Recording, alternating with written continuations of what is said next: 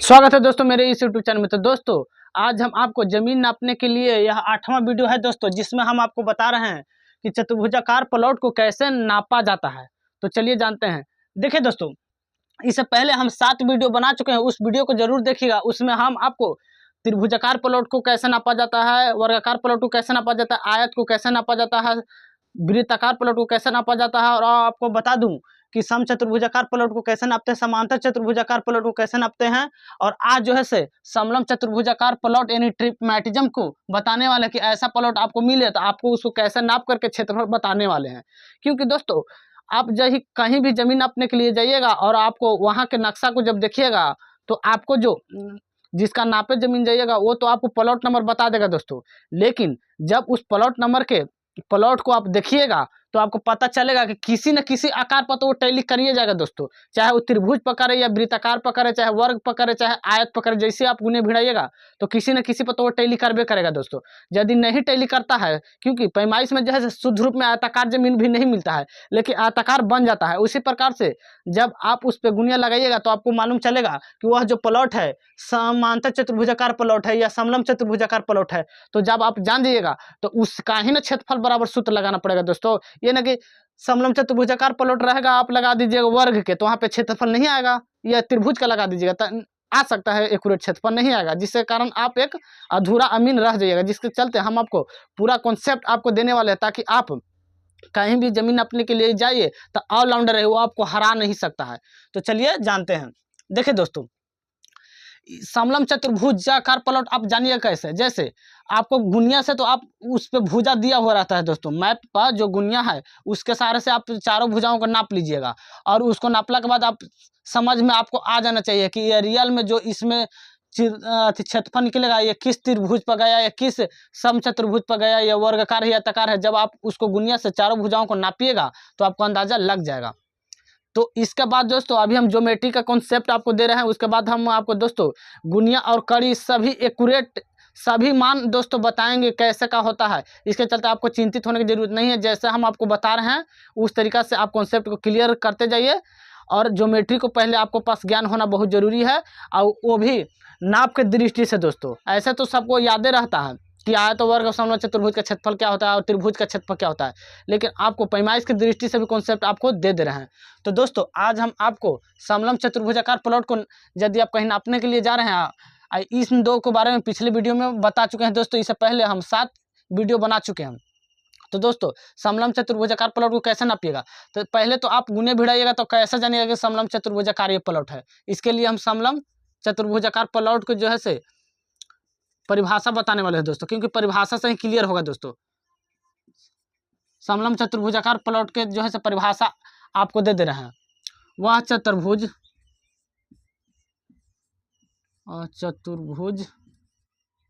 देखिए दोस्तों, पहले आप गुनिया से आप नापिएगा तो आपको परिभाषा याद होना चाहिए थोड़ा बहुत कि समलंब चतुर्भुज का परिभाषा क्या होता है। तो वह चतुर्भुज जिसकी 2 भुजाएं समांतर होता है तथा 2 भुजाएं समांतर न हो उसे समलंब चतुर्भुज कहते हैं, यानी कि ट्रिपमैटिज्म कहते हैं। तो दोस्तों मान लीजिए कि आपको इस प्रकार से कोई प्लॉट मिला दोस्तों,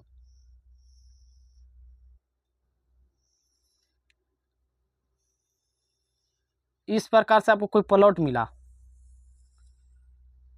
मान लीजिए जब इसको आप नापे तो ये जो है 100 फीट मिला दोस्तों, और नीचे वाला आप नापे तो आपको मिल गया 150 फीट दोस्तों, 150 फीट।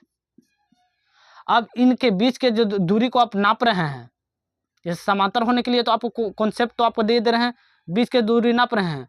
तो मान लीजिए कि इनके जो बीच का जो दूरी होगा दोस्तों, वह एग्जाम्पल के लिए हम मान रहे हैं वह जो है 80 फीट है दोस्तों, 80 फीट है। यहाँ भी आप नापे गुनिया से तो 80 फीट आया दोस्तों, यदि सेम आ गया 80 फीट। यहाँ भी आप गुनिया से दूरी नापे तो सेम आ गया 80 फीट।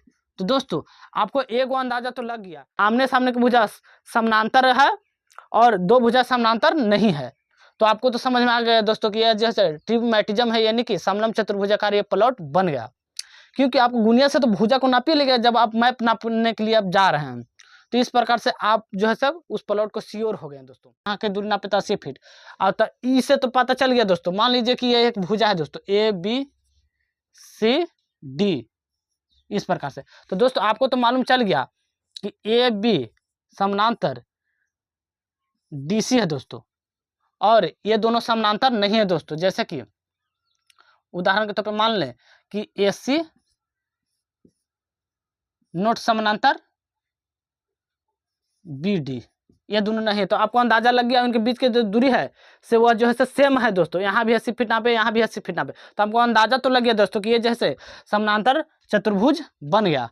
अब दोस्तों इसके क्षेत्रफल बराबर हम सूत्र को उपयोग कर लेंगे। देखिए दोस्तों, इसको परिमाप और भुजा ज्ञात करने की कोई ज़रूरत नहीं होता दोस्तों, क्योंकि हम आपको जमीन के पैमाइश के दृष्टिकोण से आपको पढ़ा रहे हैं, जिसपे आपको भुजा जो है सारा दिया हुआ रहता है। एक कंपटीशन में ऐसा हो जाता है कि आपको क्षेत्रफल दे देगा और भुजा उसका पूछ देगा, विकर्ण उसका पूछ देगा, ऊंचाई उसका पूछ देगा। लेकिन जब आप जमीन नापने के लिए जाइएगा तो वहाँ पे भुजा सारा दिया हुआ रहता है, आप गुनिया से उसको नाप के निकाल सकते हैं कि भुजा इसका कितना है। ये चलते यहाँ पे खाली क्षेत्रफल आपको आकृति देखकर निकालना आना चाहिए। जब आप गुनिया से नाप लिए उस चित्र को, अब आप श्योर हो गए कि ये जो चित्र है ये त्रिभुजाकार है या चतुर्भुजाकार है, और चतुर्भुजाकार है तो कौन सा चतुर्भुज है, तो श्योर हो जाइए। फिर उसके बराबर फार्मूला लगा दीजिए, और आपको शॉर्ट ट्रिक भी बताएंगे कि इसको कैसे शॉर्ट में निकालेंगे। तो देखिए दोस्तों, समलंब होता 1/2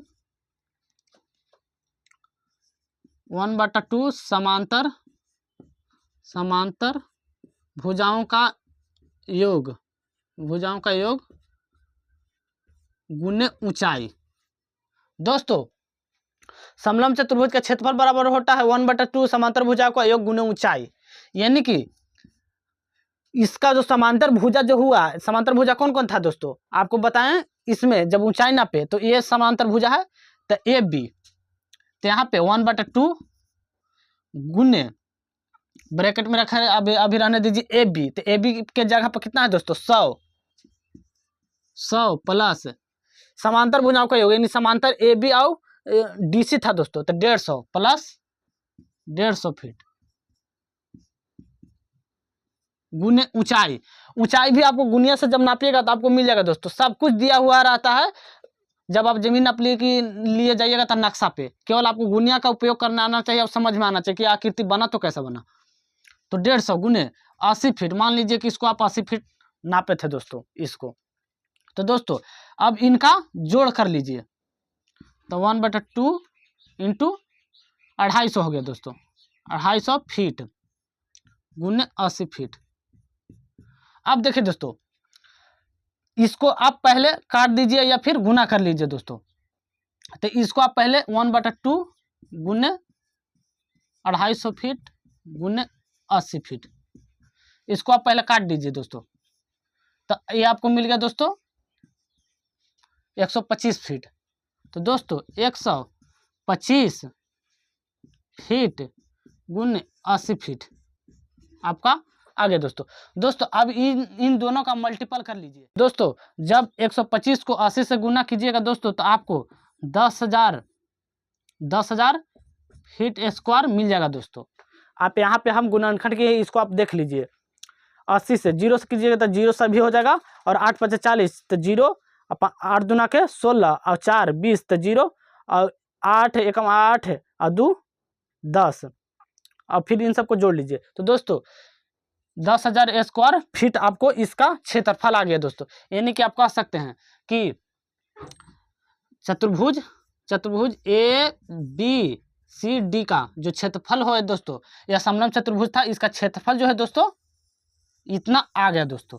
तो दोस्तों अब आपको बताने वाले हैं दोस्तों कि ये तो समलंब चतुर्भुजाकार प्लॉट रहेगा, तो आप जो है ट्रिपमेटिज्म रहेगा, तो आप जो है क्षेत्रफल इस फार्मूला का ही उपयोग आपको करना पड़ेगा। लेकिन आप बताते हैं दोस्तों कि यदि ये फार्मूला आपको याद नहीं रहा तो कॉन्सेप्ट आपको अब दे देना है। देखिए दोस्तों, यदि आपको ये फार्मूला याद नहीं है तो कोई बात नहीं है दोस्तों, क्योंकि कितना आप याद रखेगा फार्मूला, तो इसके लिए हम आपको बता दे रहे हैं शॉर्ट में कि इस जमीन को आप कैसे शॉर्ट में नाप सकते हैं। एक तो है कि फार्मूला तो आपको रहेगा तो और अच्छा बात है दोस्तों, क्योंकि आपको यह जनरल सभी ठाव काम दे देगा। लेकिन अब नहीं याद आप रखना चाहते हैं तो इसको शॉर्ट में नापने के लिए एक और उपाय है दोस्तों। त्रिभुज का आपको जो फार्मूला दिए हैं, जो हीरोन का फार्मूला इस्तेमाल करके निकालते हैं, उसका उपयोग त्रिभुज का उपयोग इसमें कर लेना है दोस्तों। जैसे ये आकृति समलंब आकृति आपको दे देगा, चतुर्भुजाकार। अब बोलेगा कि इसमें त्रिभुज निकालिए, तो त्रिभुज आप ऐसा करके निकाल दीजिए, यानी कि यहाँ से एक लंब डाल दीजिए दोस्तों, और यहाँ से एक लंब डाल दीजिए। अब देखिए दोस्तों, जैसे आप लंब डाले दोस्तों, तो ये आपको त्रिभुज लोक रहा है दोस्तों, ये आपको त्रिभुज लोक रहा है ना, ये बड़ा सा त्रिभुज, और ये भी आपको त्रिभुज लोक रहा है दोस्तों। तो अब आप क्या कीजिएगा कि इन दोनों को त्रिभुज पर निकाल लीजिए दोस्तों, क्षेत्रफल। हीरोन का फॉर्मूला लगा के जो हम पिछले वीडियो में आपको बता चुके हैं। तो इसको त्रिभुज पर क्षेत्रफल निकाल लीजिए, और निकालने के बाद इसको आप जोड़ लीजिए। अब ये तो दोस्तों जब इसको त्रिभुज पर निकालेगा तो ये तो लंबाई गुने चौड़ाई पर निकल जाएगा, औसतन लेके दोस्तों, औसतन लेके निकल जाएगा। और जो यहाँ से यहाँ तक की जो दूरी था 150 फीट, मान लीजिए कि यहाँ तक आप नापे तो 40 फीट ये आ गया दोस्तों, और आपको 30 फीट ये आ गया। ये जो दूरी होगा दोस्तों, ये भी तो दूरी का काम कर रहा ना, इतना दूर आ गया। तो अब ये जो है दोस्तों 40 और 30 घट जाएगा, यानी 70 इसमें घट जाएगा, तो इसमें बच जाएगा 80 फीट, यानी ये भी यह 80 फीट बच गया दोस्तों। अब ये 100 फीट, तो ये तो अब औसतन पर चल जाएगा दोस्तों। औसतन आपको लेने के लिए सारा कुछ बताएंगे, तब तक आपको कॉन्सेप्ट दे रहे हैं, आप पकाइएगा नहीं, जैसा हम आपको बता रहे हैं सारा कुछ बताया जाएगा कि कड़ी को कैसे जानिएगा, फीता में कैसे कन्वर्ट कीजिएगा, सारा कुछ डिसमिल से कट्ठा में, कट्ठा से एकड़ में, एकड़ से डिसमिल में, धूर में, धूर फुर की सब कुछ आपको बताएंगे। बस आपको शर्त यह है कि पहले आप ज्योमेट्री को जानिए, उसके बाद वहां तक पहुंचिए। तो दोस्तों इसके लिए सिंपल सा विधि यही है कि यदि समलंब चतुर्भुजाकार प्लॉट है, ट्रिग्मेटिज्म है, तो आपको समलंब चतुर्भुजाकार का क्षेत्रफल बराबर जो सूत्र होता है कि 1/2 समांतर भुजाओं का योग गुने ऊंचाई, ये आपको लगा देना है। अब ये आप नहीं लगाइएगा तो सिंपल सी बात है, इसको आप इस पार्ट को आप त्रिभुज पर निकाल दीजिए, और इस पार्ट को क्षेत्रफल जो है त्रिभुज पर निकाल दीजिए। और सारा कुछ जो है दोस्तों मैप आपको दिया रहेगा, गुणिया से नापिएगा तो आपको मिल जाएगा कि ये पार्ट कितना है फीट लंबाई है, ये पार्ट कितना फीट लंबाई है, ये पार्ट कितना फीट लंबाई है। उसी प्रकार से ये सब कुछ दिया हुआ रहता है दोस्तों। जमीन पैमाइश में यही एक बेनिफिट है दोस्तों कि सब कुछ दिया हुआ रहता है, खाली आपको उपयोग गुनिया का करने आना चाहिए दोस्तों। तो इस प्रकार से आप इसको त्रिभुज पर निकाल लीजिए, इसको त्रिभुज पर, इसको लंबाई गुने चौड़ाई पर निकाल लीजिए, और तीनों को आप जोड़ दीजिए दोस्तों। तीनों को जब आप जोड़ दीजिएगा तो आपका जो है से इस पूरा प्लॉट का क्षेत्रफल मिल जाएगा। जब तीनों को आप जोड़ दीजिएगा तो ABCD चतुर्भुज का जो क्षेत्रफल है वो आपको मिल जाएगा। तो दोस्तों अगर यह वीडियो आपको अच्छा लगा हो तो मेरे चैनल को जरूर सब्सक्राइब कर दीजिएगा, और वीडियो को लाइक कर दीजिएगा दोस्तों। तब तक मिलते हैं किसी अगली वीडियो में।